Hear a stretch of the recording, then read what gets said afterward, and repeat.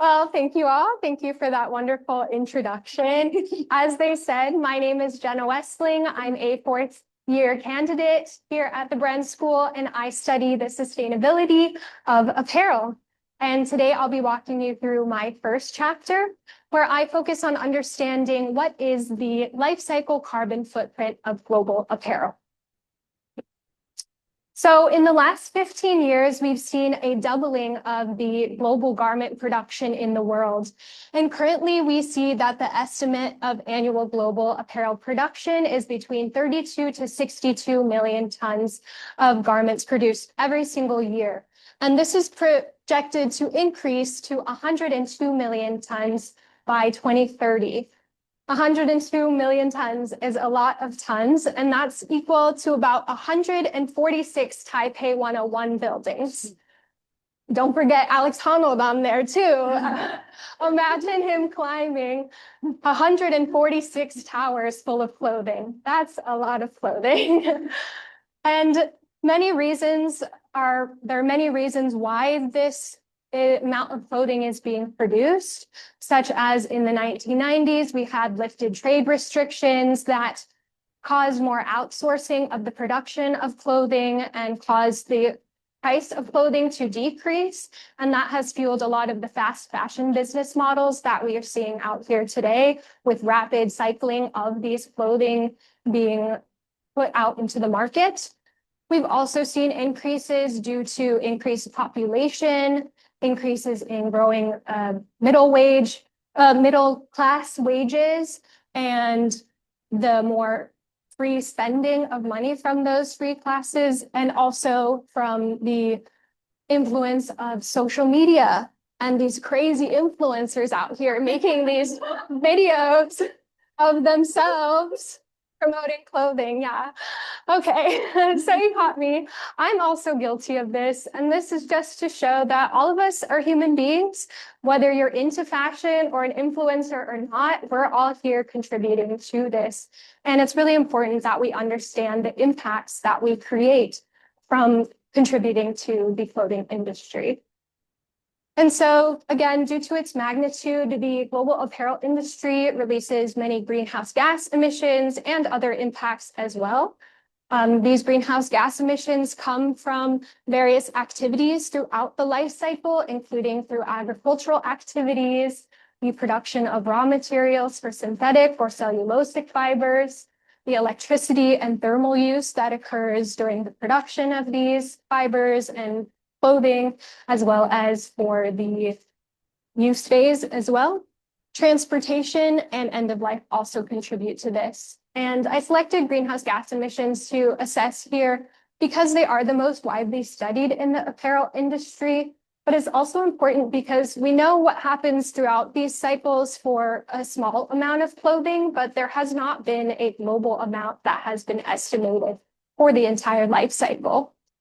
So we have existing literature that has looked at different individual life cycle stages. So we see production that was assessed by these 4 studies with a mix of consulting companies and peer-reviewed literature.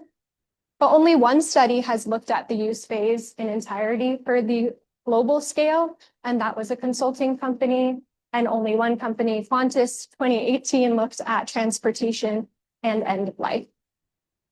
So a complete cradle-to-grave life cycle assessment of the global production is necessary, and a peer-reviewed one as well. So that's where my research comes in for my first chapter. So what I looked at was creating a baseline of all of the global greenhouse gas emissions, including the production, use, and end-of-life phase, as well as the transportation between those life cycle stages as well. For production, I assessed 4 different life cycle substages. I looked at cradle to fiber for all of the raw material production, the fiber to yarn stage, where I looked at all of these processes leading up to the spinning and spooling of yarn. I also looked at yarn to fabric, where you take the yarn and weave it or knit it into fabric, and also all of the wet processes that make up the dyeing and bleaching processes of that fabric, and also the fabric to garment stage, which we mostly know as cutting and sewing, as well as the transportation between these stages. For the use phase, I modeled 4 subphases, including the detergent use and production, machine washing, drying, and ironing. And for the end of life, I only modeled landfilling and incineration, just because these are what are most commonly happening in the world today, but also just to see what it's like at the baseline without any circular strategies. For this assessment scope, I looked at clothing specifically. I ignored footwear, purses, belts, and other fixings such as zippers and buttons. But I did assess 7 different fiber types within this, which previous studies had not had this many categories that they assessed. And for the total scope, I looked at all of the clothing that was produced in 2016 and followed that same stock through to the end of life. So what is it exactly that I wanted to understand in this research? I wanted to look at what is the total cradle-to-grave carbon footprint of global apparel? What were the carbon footprint hotspots along the life cycle of global apparel so that moving forward, we can understand where the best places to target reductions would be, and also what the largest sources of variability and uncertainty were with our data.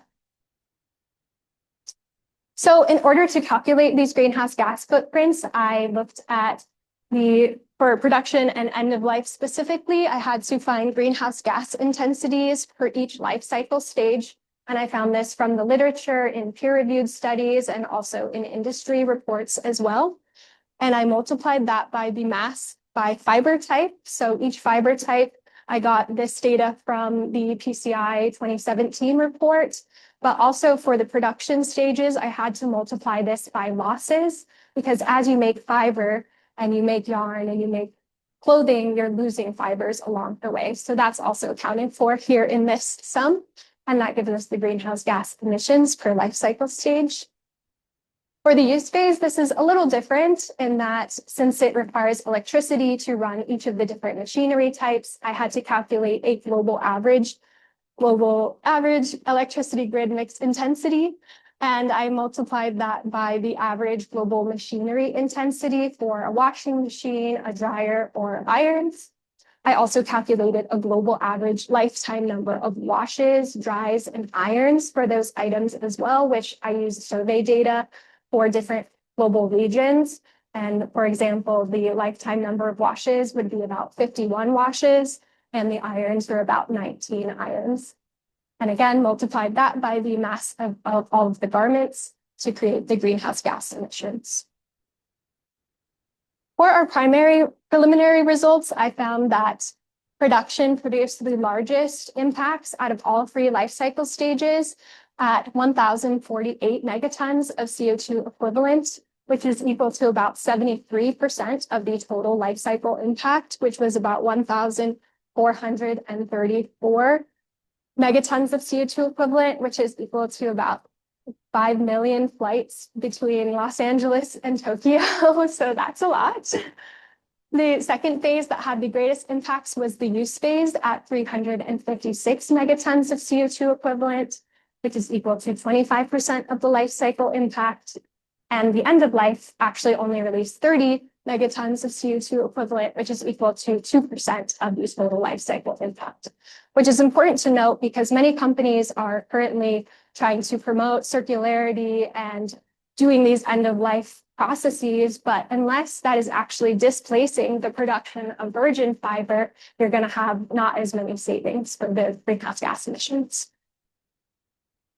In terms of fiber types, we found that polyester and cotton had the greatest impacts, and this is mainly due to these being the 2 fibers that are most produced in the world. In terms of contributing to the entire life cycle per life cycle stage, we found that the yarn to fabric stage contributed to 34% of the entire life cycle stage, which is very large for just one process. And this is mainly due to the fact that when you are trying to dye these fabrics, it takes a lot of water and a lot of electricity or thermal energy to heat that up. So that's where the greatest impact comes for there. For the cradle to fiber stage, this is the second stage that had the greatest impact at about 18%. And this is mainly due to at least for natural materials, the fibers have to go through agricultural processes. There's machinery that has to be used. There's pesticides and insecticides that also release emissions. And for the synthetic fibers, these are coming from fossil fuels. So these have to be extracted and then also converted into polymers through these processes. So those require a lot of electricity as well. For the drying phase, this was about 10% of the total life cycle impact. And this, again, is due to the amount of electricity that it takes to dry your clothing. So line dry your clothes, people. That's chapter 2, though. And so we wanted to compare our results to the literature. Again, we didn't have a total life cycle study to compare it to. So the closest thing we had was the Qantas life cycle stage that covered production, transportation, and end of life. And it is missing the use phase. So it's interesting to note that it's still larger than our values. And I also did 3 scenarios with our values based on the greenhouse gas intensities that were available in the literature. So I could still see that even with our highest scenario of greenhouse gas emissions, it was still lower than Qantas. And that's mainly because they used more fibers going into apparel than we had used in this study. So we're going to keep working on that moving forward.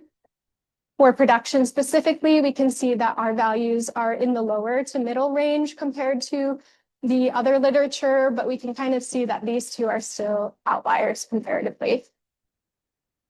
For the use phase, our values are still within range of Carbon Trust's value, and our value for the end of life was only off by 0.02 gigatons of CO2 equivalent. So that's great, we're in range. Now, comparing this to other products, we can see that the global apparel industry contributes to 4% of total global CO2 emissions, while the plastic industry contributes to 5%, and the steel industry at 7%. And this is still significant, right? We're still speaking in billions of tons of CO2 being released. And so it's still important that we continue to work towards reducing these impacts, and also that these are continuing to grow moving forward. So for my next chapters, I will be investigating low impact fibers to see if these could potentially replace polyester or cotton, also looking at natural dyeing, recycling and reuse, energy efficient appliances, and also what we can do as consumers, changing our behavior on how often we're drying or what settings we're using, and seeing what impact that has on a global level, which previous studies have not done yet. And also, it's important to note that, again, this is just one impact category, just greenhouse gas emissions. There's many other impacts, such as water use or eutrophication, and there are important trade-offs that could happen. So I would like to further investigate those moving forward. So thank you. I appreciate it.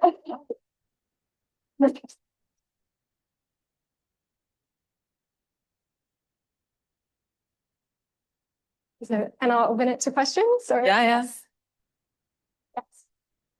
Yes. No problem. Thanks, Stella. Hi, sorry, thank you. It's fascinating research. I think I have just one question. I was thinking about the incineration part, right? At least to me, it was quite surprising that it seems to be low. I wonder if you take into consideration, for example, I know that some of the incinerations do not happen locally, say in the US, for example. I'm from Malaysia. A bunch of rubbish has been going to Malaysia, has been burned there illicitly. So I wonder, how do you take into consideration some of this? Yeah, so the question is, how do we take into consideration between different regions? And I think that's a really important question. For this research, we have limited data. So most of the data was only from Europe and the United States. So again, there's more capture of that incineration and the energy from it. But I think that's a really great point, because most of our clothing is disposed of in other regions outside of where we're using it primarily. So great question. Thanks. Okay, so we'll keep moving forward if that's okay. Thank you so much. Thank you.